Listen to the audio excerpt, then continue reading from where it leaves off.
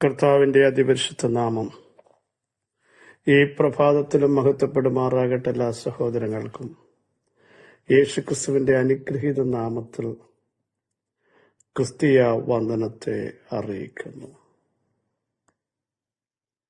ഓരോ ദിവസങ്ങളും ജയത്തോടെ നമ്മളെ കൊണ്ടുവരുന്ന ദൈവത്തിന് മഹത്വം കരേറ്റാം. ഇന്നലകളിൽ നമ്മളെ നടത്തിയ ദൈവം ഇന്ന് നടത്തും, നാളെയും നടത്തുമെന്ന ഒരു ഉറപ്പ് നമുക്കുണ്ടാവണം. എൻ്റെ ദൈവമോ നമ്മുടെ ബുദ്ധിമുട്ടൊക്കെയും മഹത്വത്തോടെ അവിടുത്തെ ധനത്തിനൊത്തവണ്ണം ക്രിസ്തുയേശുവിലൂടെ പൂർണ്ണമായും തീർത്തു തരും. ഏത് വിഷയവും പൂർണ്ണമായി പരിഹരിക്കാൻ, പരാജയമെന്ന് ചിന്തിക്കുന്ന വിഷയത്തെ വിജയമാക്കി മാറ്റാൻ, ഇല്ലാത്തതിനെ ഉള്ളതുപോലെ ഉളവാക്കാൻ, ജീവിപ്പിക്കേണ്ടതിനെ ജീവിപ്പിക്കാൻ, എഴുന്നേൽപ്പിക്കേണ്ടതിനെ എഴുന്നേൽപ്പിക്കാൻ, തകർന്നതിനെ പണിയാൻ, കുനിഞ്ഞിരിക്കുന്നതിനെ നിവർത്താൻ എൻ്റെ ദൈവത്തിന് കഴിയും. ആ ഒരു ഉറപ്പ് എപ്പോഴും നമ്മുടെ അകത്തുണ്ടാകണം. വചനം പറയുന്നത് പോലെ അനവധി അനർത്ഥങ്ങളും കഷ്ടങ്ങളും കാണുമാറാക്കി. അവിടെ കൊണ്ട് തീർന്നില്ല വാക്യം. എങ്കിലും ജീവിപ്പിക്കുന്ന ദൈവം, എങ്കിലും സഹായിക്കുന്ന ദൈവം, ആഴങ്ങളിൽ നിന്ന് തിരികെ കയറ്റുന്ന ഒരു ദൈവം നമ്മുടെ ദൈവമാണ്. തീയിലെ വെള്ളത്തിലൂടെ കടക്കേണ്ടി വന്നു, മുതുകത്ത് ഭാരം വെച്ചു, വലയിലകപ്പെട്ടു. അവിടെ കൊണ്ട് ആ വാക്യം അവസാനിക്കുന്നു. എങ്കിലും നീ ഞങ്ങളെ സമൃദ്ധിയിലേക്ക് കൊണ്ട്. ഇതിന്റെ നടുവിൽ ഒരു വലിയ ആത്മീയ സമൃദ്ധി, പ്രാർത്ഥനയുടെ സമൃദ്ധി, അഭിഷേകത്തിന്റെ സമൃദ്ധി, എല്ലാത്തെയും നേരിടാനുള്ള കരുത്ത് ദൈവം അവിടെ നമുക്ക് നൽകിക്കൊണ്ടിരിക്കുക. ധൈര്യത്തോടെ നമുക്ക് പറയാൻ കഴിയണം, എന്റെ നീതിമാൻ വിശ്വാസത്താൽ ജീവിക്കും. എന്നും ഈ വാക്യം പറയാം, എന്റെ നീതിമാൻ വിശ്വാസത്താൽ ജീവിക്കും. വിശ്വാസത്തോടെ വിശുദ്ധതയോടെ ജീവിക്കുന്ന ഒരു ഭക്തനും പരാജയപ്പെടുകയില്ല. തന്റെ ഭക്തന്മാരുടെ ആഗ്രഹം സാധിപ്പിച്ച്, അവരുടെ നിലവിളി കേട്ട് അവരെ രക്ഷിച്ച് എന്നും ശക്തിയോടെ നടത്തുന്ന ഉന്നതനായ ദൈവത്തിന് നന്ദി നിറഞ്ഞ ഹൃദയത്തോടെ നമുക്ക് സ്തോത്രം ചെയ്യാനിടയാകും. എന്നും നമ്മെ ജയത്തോടെ നടത്തും. കാരണം ലോകത്തെ ജയിച്ചവൻ നമ്മോട് കൂടെയുണ്ട്. സഹോദരങ്ങളെ, ആ ഒരു ഉറപ്പ് നമ്മുടെ അകത്തുണ്ടെങ്കിൽ പറ, ഞാൻ പരാജയപ്പെടത്തില്ല, എന്നെ ജയത്തോടെ വഴി നടത്തുന്ന ഒരു ദൈവം. 86-ാം സങ്കീർത്തനം 11-ാം വാക്യം. യഹോവേ, നിന്റെ വഴി എനിക്ക് കാണിച്ചു തരണമേ, എന്നാൽ ഞാൻ നിന്റെ സത്യത്തിൽ നടക്കും. നിന്റെ നാമത്തെ ഭയപ്പെടാൻ എൻ്റെ ഹൃദയത്തെ ഏകാഗ്രമാക്കണമേ. ദാവീദിന്റെ സങ്കീർത്തനാണ്. യഹോവയെ ചെവിച്ചയക്കണമേ, എനിക്ക് ഉത്തരമരുളണമേ. ഞാൻ എളിയവനാണ്, ദരിദ്രനാണ്. എൻ്റെ പ്രാണനെ അവിടുന്ന് കാക്കണമേ, കാരണം ഞാൻ നിന്റെ ഭക്തനാണ്. അടുത്ത വാക്യമൊക്കെ വളരെ സത്യമാണ്. എൻ്റെ ദൈവമേ, നിന്നിൽ ആശ്രയിക്കുന്ന അടിയനെ രക്ഷിക്കണമേ. ഞാൻ അങ്ങയുടെ ഭക്തനാണ്, ദാവീദ് പറയുക. അതുകൊണ്ട് എന്നെ അവിടുന്ന് രക്ഷിക്കണം, എൻ്റെ പ്രാണനെ രക്ഷിക്കണം. പ്രാണനെതിരെ ശക്തമായ ഭീഷണികൾ, വെല്ലുവിളികൾ ഒക്കെ നേരിട്ട ഒരു മനുഷ്യനാണ് ദാവീദ്. അകത്തു നിന്നും പുറത്തു നിന്നും ഒക്കെ താൻ പലതും ഫേസ് ചെയ്യേണ്ടതുണ്ട്. പക്ഷേ തനിക്കൊരാശ്രയം,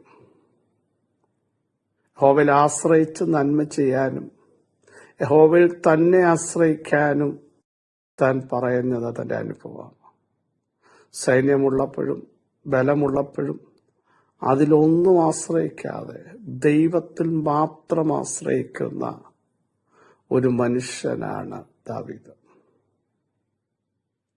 ഓരോരുത്തന്മാർ പറയുന്നു, സൈന്യങ്ങളുടെ ദൈവമായ യഹോവയെ നിന്നിൽ ആശ്രയിക്കുന്ന മനുഷ്യൻ ഭാഗ്യവാനാണ്. പ്രിയരെ, യഹോവയിൽ ആശ്രയിക്കുകയും യഹോവ തന്നെ ആശ്രയമായിരിക്കുകയും ചെയ്യുന്ന മനുഷ്യൻ ഭാഗ്യവാനാണ്. ഉഷ്ണം തട്ടുമ്പോൾ അത് പേടിക്കയില്ല. വരൾച്ചയുള്ള കാലത്തും ഉണക്ക് വരുമ്പോഴും പ്രതിസന്ധി വരുമ്പോഴും അത് പച്ചയായിട്ട് നിൽക്കും, അത് ശോഭിക്കും, അത് കായ്ക്കും. അതിനെ തകർക്കാൻ ആർക്കും സാധ്യമല്ല. കാരണം ആശ്രയം ദൈവത്തിലാണ്. അവലാശ്രയിക്കുന്നവർ ഒന്നേക്കും കുലുങ്ങാതെ നിൽക്കുന്ന സിയോൻ പർവ്വതം പോലെയാകുന്നു. അവലാശ്രയിക്കുന്നവരെയോ ദൈവത്തിന്റെ ദയ ചുറ്റിക്കൊള്ളും. സ്തോത്രം. ഈ ദിവസങ്ങൾ ധൈര്യത്തോടെ നമുക്ക് ആശ്രയിക്കാൻ കഴിയുന്ന ഒരിടം നമ്മുടെ ദൈവത്തിന്റെ പാദമിടം. എന്നിട്ടാണ് പ്രാർത്ഥനയുടെ ഭാഗം, ഹോവേ നിന്റെ വഴി എനിക്കൊന്ന് കാണിച്ചു തരണം. പ്രിയരെ, നമ്മളൊക്കെ പ്രാർത്ഥിക്കേണ്ടത് മനുഷ്യമായ ഒരു വഴിയോ ഒരു ഇടപെടലുകളോ നമ്മുടെ വിഷയത്തിന് വേണ്ട, ഒരു ഐഡിയ വേണ്ട, ഒരു വിവേകം ഞങ്ങളുടെ ഭാഗത്തുനിന്ന് വേണ്ട. ദൈവമേ, അങ്ങയുടെ വഴി എൻ്റെ മേലും എൻ്റെ കുടുംബത്തിന്റെ മേലും അഭിഷക്തന്മാരെ എൻ്റെ മിനിസ്ട്രിയുടെ മേലും അങ്ങയുടെ വഴി ഒന്ന് കാണിച്ചു തരണമേ. അങ്ങനെ പ്രാർത്ഥിക്കുമ്പോൾ മറ്റൊരു യഹോവ ഭക്തനായ പുരുഷൻ ആർ താൻ തിരഞ്ഞെടുക്കേണ്ടുന്ന വഴി ഞാൻ അവന് കാണിച്ചു കൊടുക്കും. സ്തോത്രം. ഇന്ന് പ്രാർത്ഥിക്കൂ, കർത്താവേ അങ്ങയുടെ വഴി ഞങ്ങളെ ഒന്ന് കാണിക്കണേ. നമ്മൾ പലപ്പോഴും നമ്മുടെ ഐഡിയ വെച്ച് നീങ്ങാറുണ്ട്. നമ്മൾ ചില വഴികൾ തിരഞ്ഞെടുക്കാറുണ്ട്. പക്ഷെ യഹോവയുടെ വഴി അല്ലെങ്കിൽ ദൈവത്തിന്റെ വഴി 18-ാം സംഗതി പറഞ്ഞ തികവുള്ള വഴിയാ, പെർഫെക്റ്റായ വഴിയാ, കുറവ് തീർന്ന വഴിയാ, കുറ്റമില്ലാത്ത വഴിയാ. ആഴിയിൽ പാതയൊരുക്കി, ആഴിയെ വഴിയാക്കി മാറ്റി. എന്നുവെച്ചാൽ ആഴിയിലൂടെ ആ സമയത്ത് കടന്നു പോകാൻ പറ്റില്ല. ഏറ്റക്കുറച്ചിലുകളുണ്ട്, ഗർത്തങ്ങൾ അവിടെ ഉണ്ട്, സ്മൂത്തായ അന്തരീക്ഷമല്ലാത്ത ഭാഗങ്ങളുണ്ട്. പക്ഷെ അതിലൂടെ ജനത്തെ നടത്താതെ അതിനെ സ്മൂത്താക്കി ദുർഘടങ്ങളെ നിരപ്പാക്കിക്കൊണ്ടാണ് ജനത്തെ ദൈവം നടത്തി. അതാണ് തികവുള്ള വഴി, പെർഫെക്റ്റ് വഴി. ഒരുക്കുക മാത്രമല്ല, ദൈവത്തോട് പ്രാർത്ഥിക്കുന്നവനെ തികവുള്ള വഴിയിലൂടെ നടത്തുന്ന ഒരു ദൈവമാണ് നമ്മുടെ ദൈവം. പ്രാർത്ഥിക്കാൻ തയ്യാറാകാമോ? ദൈവമേ, നേരത്തെ പറഞ്ഞതുപോലെ നമ്മുടെ വഴികളൊക്കെ അസ്ഥിരമാണ്. നമ്മുടെ പ്ലാൻ അനുസരിച്ച് ചില വഴികൾ തിരഞ്ഞെടുക്കാറുണ്ട്. പക്ഷെ വചനം എന്താ പറയുന്നത്? നമ്മുടെ വിചാരമല്ല ദൈവത്തിന്റെ വിചാരം, നമ്മുടെ വഴികളല്ല ദൈവത്തിന്റെ വഴികൾ. ആകാശം ഭൂമിക്ക് മീതെ ഉയർന്നിരിക്കുന്നത് പോലെ നമ്മുടെ വിചാരങ്ങളെക്കാൾ, നമ്മുടെ വഴികളെക്കാൾ ദൈവത്തിന്റെ വഴികളും വിചാരങ്ങളും ഏറ്റവും ശ്രേഷ്ഠമാണ്. നമ്മുടെ വഴികൾക്കൊക്കെ പ്രിയരെ പരിധികളുണ്ട്, പരിമിതികളുണ്ട്. പക്ഷെ ദൈവത്തിന്റെ വഴി പരിധിയും പരിമിതിയുമില്ലാത്ത വഴിയാണ്. സമുദ്രത്തിൽ വഴിയൊരുക്കുന്നവൻ, കൊടുങ്കാറ്റിൽ വഴിയൊരുക്കുന്നവൻ, സ്തോത്രം, മരുഭൂമിയിൽ വഴിയൊരുക്കുന്നവൻ. നിങ്ങൾ ഇന്ന് ഫേസ് ചെയ്യുന്ന വിഷയങ്ങളുടെ നടുവിലും വഴി കാണിക്കണമേ എന്ന് ദൈവത്തോട് പറ. മനുഷ്യരോട് പറയരുത്. പറഞ്ഞാൽ അവർ മറ്റു രീതിയിലെടുക്കും. പറഞ്ഞിട്ടും കാര്യമില്ല. പക്ഷെ പറയേണ്ടവനോട് പറഞ്ഞാൽ വഴിയില്ലാത്തടത്ത് വഴി കാണിക്കും. ഇതിലെ പോകാൻ പറയുന്ന ഒരു ശബ്ദം ഇന്ന് പ്രഭാതത്തിലും സഹോദരങ്ങളെ നിങ്ങളെ അവിടുന്ന് കേൾപ്പിക്കും. വിശ്വസിക്കാമോ?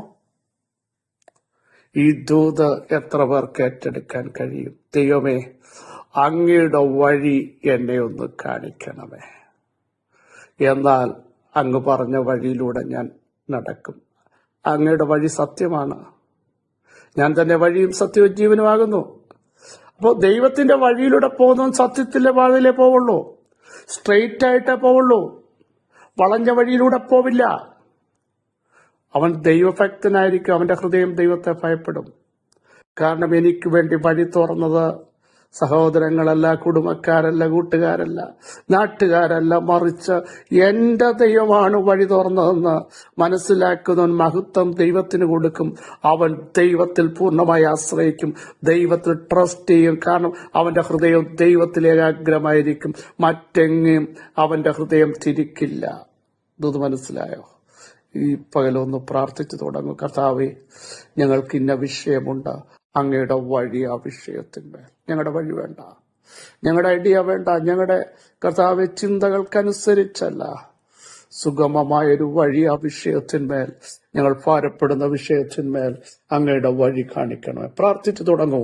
അവിടുത്തെ വചനം പറയുന്നത് പോലെ തന്റെ ഭക്തന്മാർക്ക് വേണ്ടി വഴി കാണിക്കുന്ന ദൈവം, വഴി കാണിക്കുന്ന ദൈവം, ഇതിലെ പൊയ്ക്കൊള്ളുക എന്നുള്ള ഇമ്പസ്വരം ഇന്ന് പ്രഭാതത്തിൽ അവിടുന്ന് കേൾപ്പിക്കുക.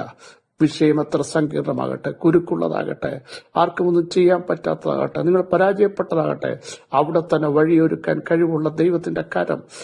ജനം അറച്ചു നിന്ന് പേടിച്ചു നിന്ന് ഇവിടെ ചെങ്കടലാണ്, എന്ത് ചെയ്യുമെന്ന് ചോദിച്ചപ്പോൾ അതിനകത്ത് പാതയൊരുക്കിയ ദൈവമാ സഹോദരങ്ങളെ, നമ്മുടെ ദൈവം ആഴിയിൽ പാതയൊരുക്കിയെങ്കിൽ ഇന്ന് പകൽ നിങ്ങളുടെ വിഷയത്തിനകത്തും വഴിയൊരുക്കാൻ എന്റെ ദൈവത്തിന് കഴിയും. സ്തോത്രം ചെയ്താട്ട്. സർവശക്തിയുള്ള ദൈവമേ, സ്വർഗീയ പിതാവേ, ആ വചനത്തിന്റെ ശക്തി ഞങ്ങളുടെ മേൽ വ്യാപരിക്കുന്നതിന് സ്തോത്രം. ഞങ്ങളുടെ കൃപ കൂടെയിരിക്കുന്നതിന് സ്തോത്രം. അത്ഭുതങ്ങൾ സംഭവിക്കുന്നതിന് സ്തോത്രം. ദൈവത്തിന്റെ പ്രവൃത്തി ദൈവം വെളിപ്പെടുത്തുന്നതിന് സ്തോത്രം. ആഴിയിൽ പാതയൊരുക്കുന്ന ദൈവത്തിന്റെ കരം ഇന്ന് പകൽ ഞങ്ങൾക്ക് വേണ്ടി വെളിപ്പെടുത്തുന്നതിന് സ്തോത്രം. അങ്ങയുടെ വഴി ഞങ്ങളെ ഒന്ന് കാണിക്കണമേ, ഞങ്ങളുടെ തലമുറകളെ കാണിക്കണമേ, അഭിഷിക്തന്മാരെ കാണിക്കണമേ, ഭാരപ്പെടുന്ന ദൈവദാസന്മാരുടെ മേൽ അങ്ങയുടെ വഴി ഒന്ന് കാണിച്ചു കൊടുക്കാൻ ഇന്ന് പകൽ ഞങ്ങൾ പ്രാർത്ഥിക്കുന്നു. കൃപയിൽ എല്ലാവരെയും മറയ്ക്കും. യേശുവിൻ നാമത്തിൽ തന്നെ ആമേൻ. ആമേൻ. സഹോദരങ്ങളെ, ധൈര്യത്തോടെ മുമ്പോട്ട് പോകൂ. ദൈവത്തിന്റെ വഴി നിങ്ങൾക്ക് വേണ്ടി ദൈവം വെളിപ്പെടുത്തും. ഈ വചനങ്ങൾ അവിടെ സഹായിക്കട്ടെ. ക്രിസ്തുവിൽ നിങ്ങളുടെ സഹോദരൻ ബിജു.